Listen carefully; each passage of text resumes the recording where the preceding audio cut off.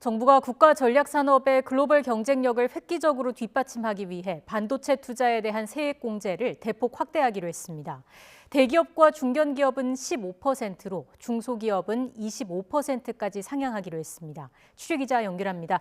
오인석 기자, 자세한 내용 전해주시죠. 네, 정부가 반도체 산업의 투자 심리를 반전시키고 국가 전략 산업의 글로벌 경쟁력을 획기적으로 뒷받침하기 위해 반도체 투자에 대한 세액 공제를 대폭 확대하기로 했습니다. 추경호 부총리 겸 기획재정부 장관은 정부 서울청사에서 세제 지원 강화 방안을 발표하고 대기업과 중견기업에 대한 반도체 투자 세액 공제를 8%에서 15%로 확대한다고 밝혔습니다. 중소기업의 반도체 투자는 16%에서 25%까지 세액 공제가 확대됩니다. 예를 들어 삼성전자가 올해 반도체 생산 시설에 1조 원을 투자하면 정부안 기준으로 1,500억 원의 세금을 감면해 주는 겁니다. 대기업의 세액 공제 확대는 배터리와 백신 등 국가 전략 기술에 적용됩니다. 정부는 국가 전략 기술에 대한 올해 투자 증가분에 대한 10%의 추가 세액 공제까지 감안하면 대기업은 최대 25%, 중소기업은 최대 35%까지 세 부담 감소 혜택을 받게 된다고 설명했습니다.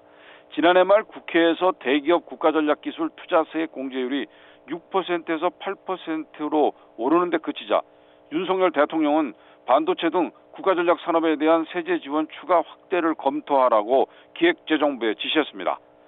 정부는 세액 공제를 상향으로 반도체 등 국가전략 기술 시설 투자에 대한 세 부담 감소 혜택이 내년에 3조 6,500억 원이 될 것으로 전망했습니다. 이후 2년간은 연간 세수는 1조 3,700억 원이 될 것으로 내다봤습니다.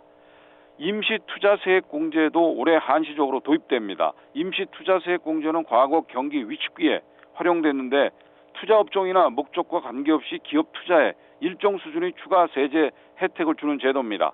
일반 시설 투자에 대해서는 세액 공제율을 2% 상향해 대기업은 3%, 중견기업 7%, 중소기업은 12%의 임시 투자 세액 공제가 적용됩니다. 신성장과 원천 기술의 경우에는 대기업은 6%, 중견기업은 10%, 중소기업은 18%로 상향 조정됩니다. 지금까지 경제부에서 전해드렸습니다.